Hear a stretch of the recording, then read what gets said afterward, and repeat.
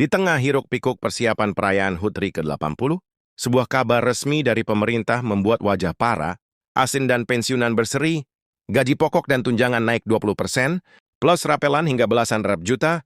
Langkah ini menuai apresiasi, tetapi juga memunculkan diskusi hangat tentang dampaknya terhadap anggaran negara, kesenjangan dengan sektor swasta, dan proyeksi 5 tahun ke depan.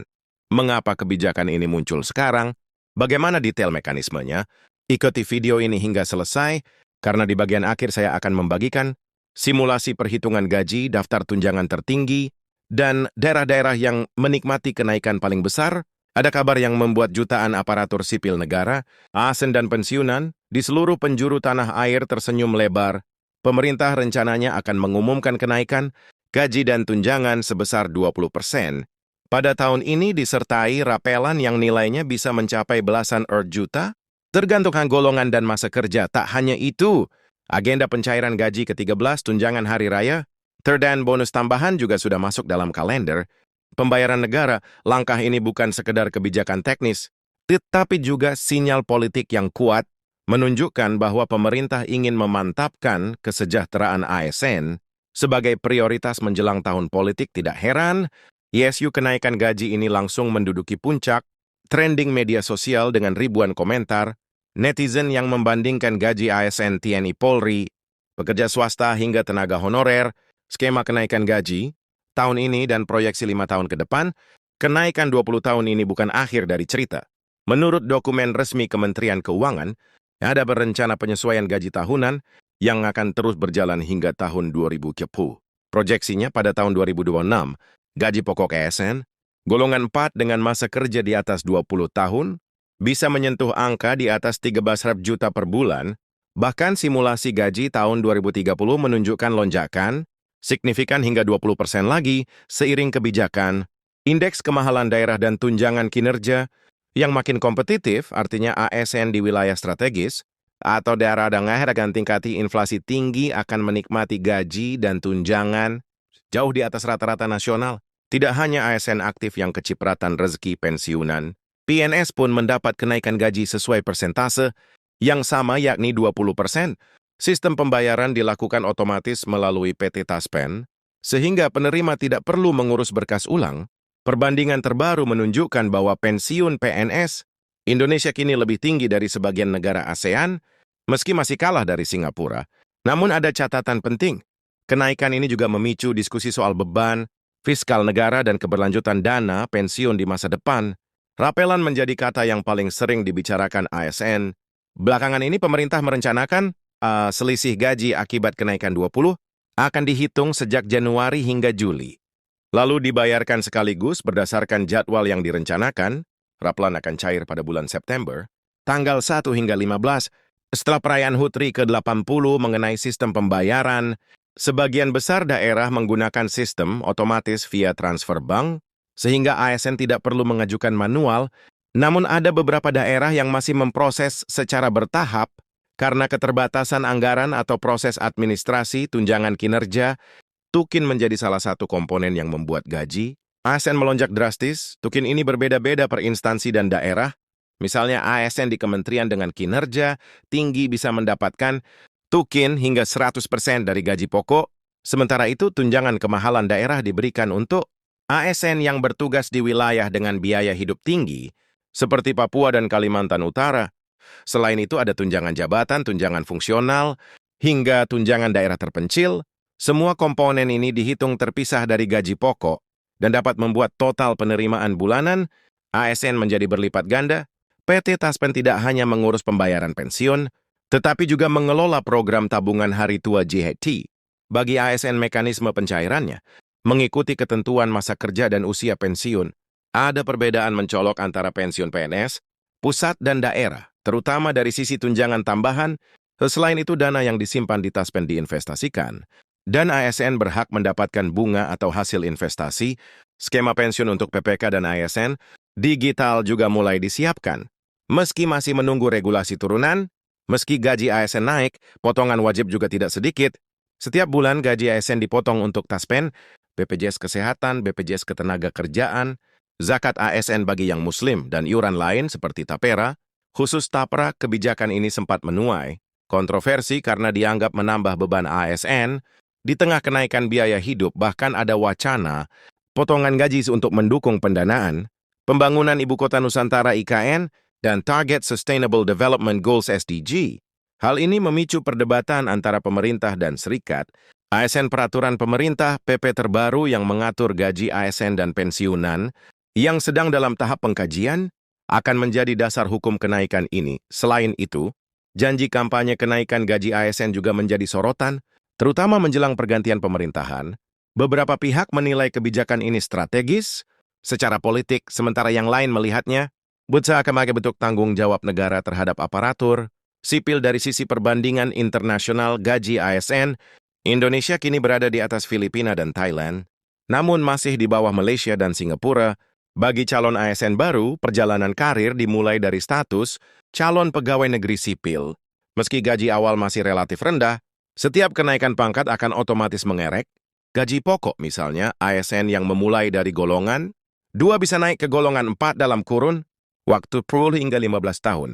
Dengan kenaikan gaji pokok lebih dari 2 kali lipat, jabatan strategis seperti eselon 2 ke atas bahkan dapat membawa tambahan tunjangan kinerja hingga puluhan rep juta per bulan. Di era digital, posisi ASN digital dengan keahlian teknologi informasi, keamanan siber, dan data analitik mulai diminati.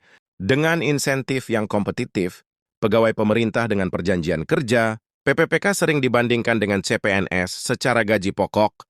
Keduanya hampir setara sesuai golongan, tetapi PPK tidak memiliki hak pensiun taspen seperti PNS. Namun kompensasi mereka biasanya dilengkapi kontrak yang jelas dan tunjangan tertentu. Dalam 5 tahun terakhir, tren perekrutan PPK meningkat pesat, bertimbe untuk tenaga pendidik dan tenaga kesehatan. Meski demikian, banyak calon ASN masih memilih jalur CPNS demi keamanan jangka panjang. Simulasi kenaikan gaji dan rapelan untuk golongan 1A, gaji pokok lama adalah sebesar 1.900.000. Setelah mendapatkan kenaikan sebesar 20%, jumlahnya menjadi 280. Ribu. Selisih kenaikan per bulan adalah per 300 B, yang jika dikalikan rapelan selama 7 bulan, menghasilkan total 250.000. Sebagai pembayaran rapel beralih ke golongan 2A, gaji pokok sebelumnya berada pada angka 813. Dengan penambahan 20%, gaji tersebut menjadi 3.300. Selisih kenaikan per bulan sebesar 5,6 sehingga rapelan 7 bulan mencapai total 392 won. Untuk golongan 3A, gaji pokok awal tercatat 3.300.000. Setelah kenaikan 20%, nilainya menjadi 4.200.000, ya kenaikan per bulan sebesar 700.000, yang apabila dirapel, selama 7 bulan menghasilkan total 800 tahun. Terakhir golongan 4A memiliki gaji pokok lama sebesar 4.200.000. Kenaikan 20% membuatnya menjadi OPT yang befortian. Kenaikan per bulan senilai 1.240.000, sehingga rapelan 7 bulan mencapai 840.000 rupiah. Selain gaji dan tunjangan rutin, ASN juga berpotensi mendapat bonus tahunan. Bonus ini biasanya diberikan kepada ASN dengan kinerja di sekretariat atau yang terlibat dalam proyek prioritas nasional. Beberapa daerah seperti DKI Jakarta, Bali, dan Kalimantan Timur tercatat memberikan insentif tambahan terbesar. Ada juga reward ASN teladan yang selain berupa uang tunai, kadang disertai paket wisata, beasiswa untuk anak, atau fasilitas kendaraan dinas pensiunan. PNS kini mendapatkan berbagai program kesejahteraan, tambahan beberapa instansi bekerja sama dengan maskapai, penerbangan dan hotel untuk memberikan diskon khusus. Ada pula fasilitas pemeriksaan kesehatan gratis setiap tahun dan potongan harga di rumah sakit tertentu. Skema jaminan kesehatan juga berbeda antara PNS, aktif dan non-pensiunan. Pensiunan tetap dilindungi BPJS Kesehatan, tetapi dengan kelas layanan yang mengikuti aturan terbaru. Bagi pensiunan yang masih ingin produktif, pemerintah menyediakan program wirausaha pasca pensiun, lengkap dengan pelatihan manajemen, bisnis, dan akses modal. Kenaikan gaji ASN selalu memancing pro kontra di media sosial. Banyak netizen membandingkan gaji ASN dengan guru, honorer tenaga kesehatan kontrak, dan buruh pabrik. Ada yang beranggapan ASN mendapat gaji pasti meski bekerja dari rumah, work from anywhere sementara pekerja swasta harus berjuang ekstra Namun untuk klarifikasi dari kementerian, Panarbe menegaskan bahwa ASN punya beban kerja, target kinerja, dan evaluasi berkala. ASN yang tidak memenuhi target bisa kehilangan tunjangan kinerja, bahkan terancam mutasi meski gaji naik. Potongan seperti taspen, BPJ Zakat, dan tapera tetap jadi sorotan. Tapera khususnya memicu gelombang protes karena dipotong langsung dari gaji, sementara manfaatnya baru terasa di masa depan. Pemerintah beralasan tapera adalah tabungan jangka panjang untuk kepemilikan rumah, tetapi sebagian ASN menganggap ini seperti menabung paksa. Wacana baru yang sempat mencuat adalah potongan gaji untuk dana darurat nasional yang disebut-sebut akan digunakan untuk percepatan pembangunan ibu kota Nusantara meski belum final. ISU ini cukup membuat khawatir sebagian ASN.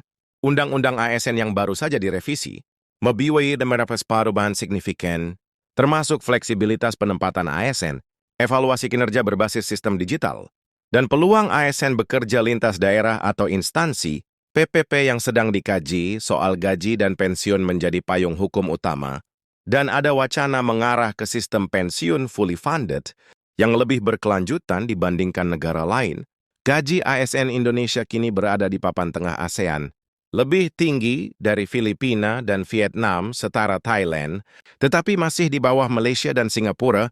Faktor tunjangan kinerja membuat total take-home pay ASN Indonesia cukup kompetitif.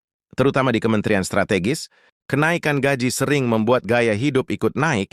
Banyak pakar keuangan mengingatkan ASN untuk tetap disiplin mengalokasikan pendapatan, idealnya 30 untuk cicilan hutang, 20 untuk tabungan investasi, dan FMPO untuk kebutuhan hidup.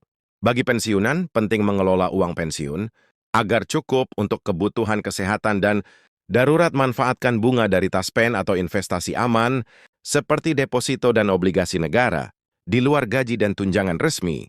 Ada kisah inspiratif dari ASN yang mendapat penghargaan khusus, misalnya seorang guru di Papua yang berhasil membuat inovasi metode belajar daring saat pandemi, menerima bonus tunai sebesar 5.000 dari pemerintah daerah. Ada pula perawat puskesmas di daerah terpencil yang diberi rumah dinas baru sebagai bentuk apresiasi. Kenaikan gaji dan tunjangan 20% tahun ini menjadi hadiah besar untuk ASN dan pensiunan di HOTRI ke-80, namun lebih dari sekadar angka kebijakan. Ini adalah investasi negara pada kualitas layanan. Publik tantangannya adalah memastikan ASN terus meningkatkan kinerja, menjaga integritas, dan menyesuaikan diri dengan tuntutan zaman. Bagi ASN ini momen emas untuk merencanakan keuangan, lebih baik memanfaatkan fasilitas negara, dan menabung untuk masa depan. Bagi pensiunan, ini kesempatan untuk menikmati hasil kerja puluhan tahun dengan aman dan layak. Dan tentu saja masyarakat berharap kenaikan gaji ASN akan diikuti dengan pelayanan publik yang semakin cepat, transparan, dan profesional, agar setiap rupiah yang dibayarkan negara benar-benar kembali kepada rakyat dalam bentuk manfaat nyata.